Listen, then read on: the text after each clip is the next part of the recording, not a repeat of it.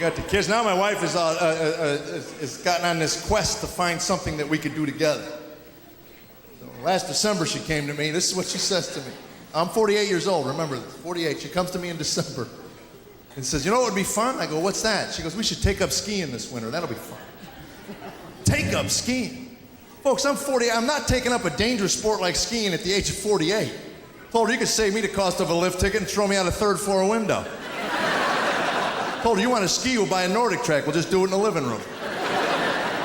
Turn the air conditioning up real high, get it nice and frosty, and every 5 minutes you can run in and smack me in the head with a tree limb. How's that?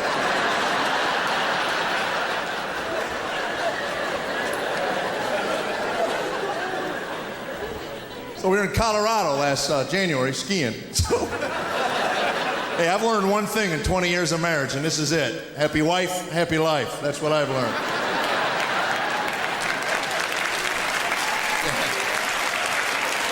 If you're married, you already know that. And if you're not married, pal, you better write it down. And not on a napkin. You get a stone tablet and a chisel, Jack. Be number 11 if you're counting them.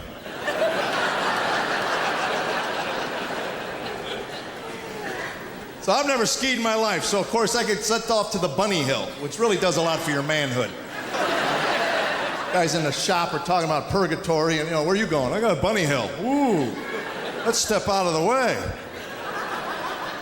They had a rope tow. I don't know if you're familiar with that Nazi torture thing. Anybody familiar with a rope tow? Big rope on a pulley spins around. So you stand there, and so the theory is you grab it and it pulls you up this little incline. I stood there 5 minutes, burned through 4 pairs of gloves. I didn't move an inch. Stand there, oh, this is worth $80. I almost died of smoke inhalation. Kids were roasting hot dogs over my hands. Somebody yells at me, grab the rope! So I grab it, right? It jerks me. I'm being dragged up the hill on my face. People are yelling, let go. No, I'm moving. Yay, this is fun. Next day we wake up, she goes, that was fun. Let's try the chairlift, the intermediate slope. I got knocked unconscious by the chairlift. I'm not making that up. Some of you look at me and think, how could that happen? Let me explain. I was in my ready position as I had been taught.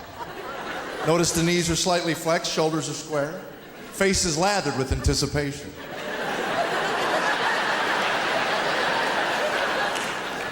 From behind me, somebody yelled, look out!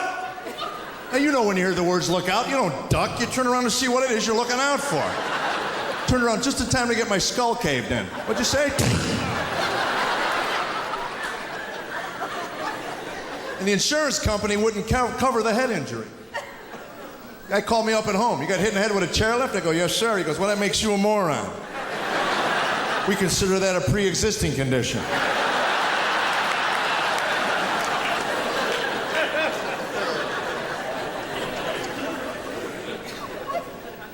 Get in silly arguments when you're married. My favorite argument, we were married about 3-4 months over a roaster chicken.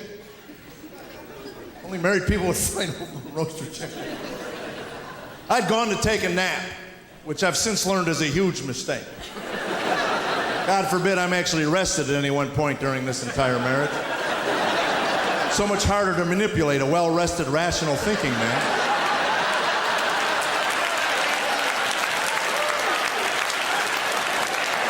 So much easier to get what you want when his eyes are burning out of his cranium from lack of sleep. Hey, whatever you want, honey, I don't care. I really don't care. I'm just like a horse, I can sleep standing up now at Disneyland.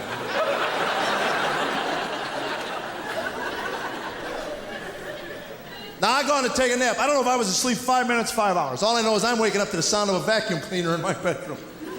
I'm napping, she's vacuuming. And apparently I wasn't waking up quick enough. She starts to go under our bed. We have a water bed. There is no under our bed.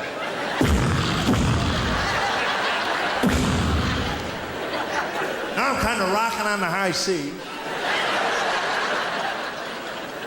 And maybe there was something on the pillow, maybe there wasn't. All I know is that my hair is getting sucked into the attachment. Now I'm awake.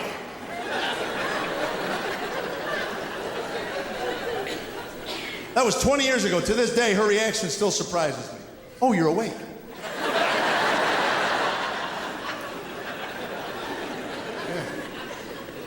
says, good, chicken's done. You'll have to back up, I missed something. She said, no, you said you'd carve the chicken if I cooked the chicken. I cooked the chicken, the chicken's done, go out and carve the chicken, I'm hungry. Then I said the dumbest thing a newlywed man could say to his young wife. I said, I never said that. Let me tell you something, man, if you're a newlywed in this room, buddy, your wife said you said it, you said it. Don't even go down that road. I didn't know any better, I was new.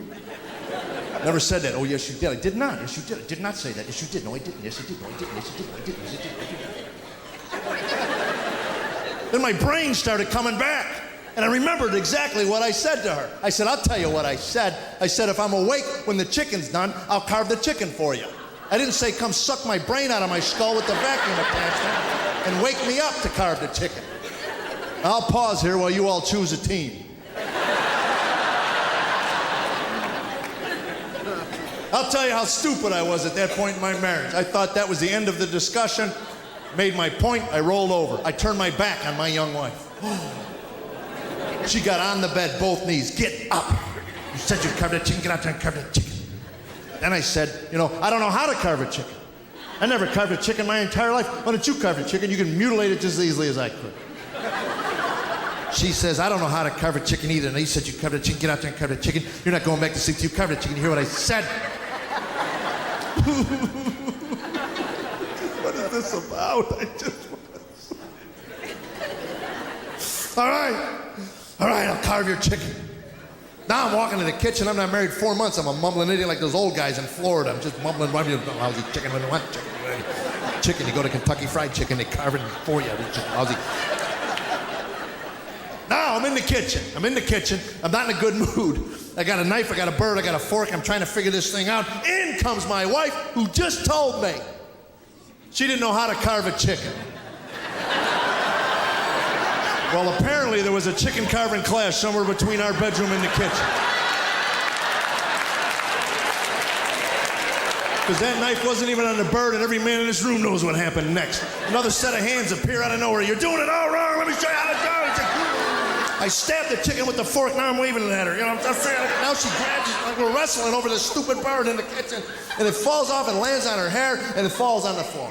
Oh, you'd have thought I shot her with an M16.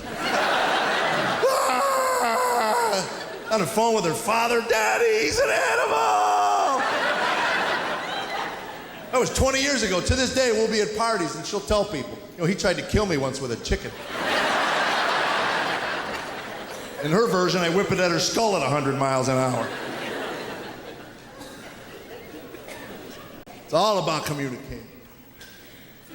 My favorite question, 6 months we're married. I'm leaving the house. I got golf clubs on my shoulder. I got golf shoes in my hand. I'm walking through my living room, and every woman in this room knows what my wife asked me. Where are you going? I was only married a few months. I looked at her, I said, I'm going bowling, Columbo. That would be the wrong answer. 2 hours later, I was still in my living room. Come on, baby, please, just tell me what this is about. If you hurry, honey, I can make the back nine. Come on. It's about the right answer. That's what it's about. It's about knowing why your beautiful, intelligent wife would ask such a ridiculous question. Today, 20 years later, if I'm leaving my house with golf clubs on my shoulder and golf shoes in my hand, and I'm walking through my living room and my wife goes, where you going? Oh, I'm going to put these in the car, honey, then I'm going to come back and mow our lawn. That's where I'm going. Right. The first thing my wife did when we got married was take my spine away from me. Keeps it in her purse. Give it back if I have to do something manly.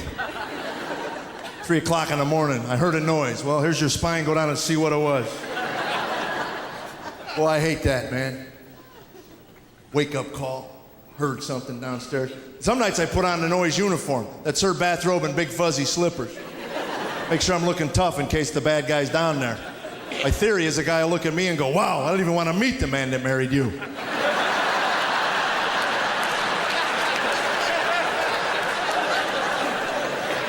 She should go down there. If the guy tracked mud on the living room rug, she'd kill him where he stood. She's gotten tougher, man. She started menopause about 1.5 years ago. There are nights now that I lie in bed and dream about the good old days of PMS, trust me. I'm sorry, but I can't get my home cold enough for my wife. She spends half the week on the phone with the air conditioning guy. It's broken again, I'm telling you, it's broken. It's not broken, there's not enough freon in the world for that woman. If there's a hole in the ozone, it's over the roof of my home in Fairview, trust me.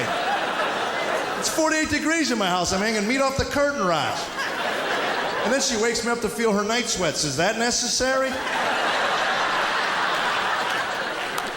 Just laying there sleeping, she'll zip my parka open. Just zip it right open. Feel this, it's disgusting. Just laying here, there's like a furnace in me or something. Well, you're lucky you don't have to go through with this.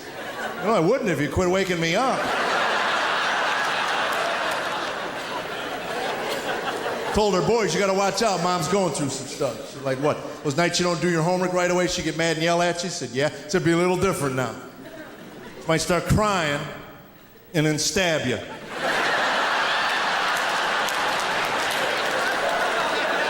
All I'm saying, you see your mother sweating, hide all the sharp pencils, that's all I'm telling you.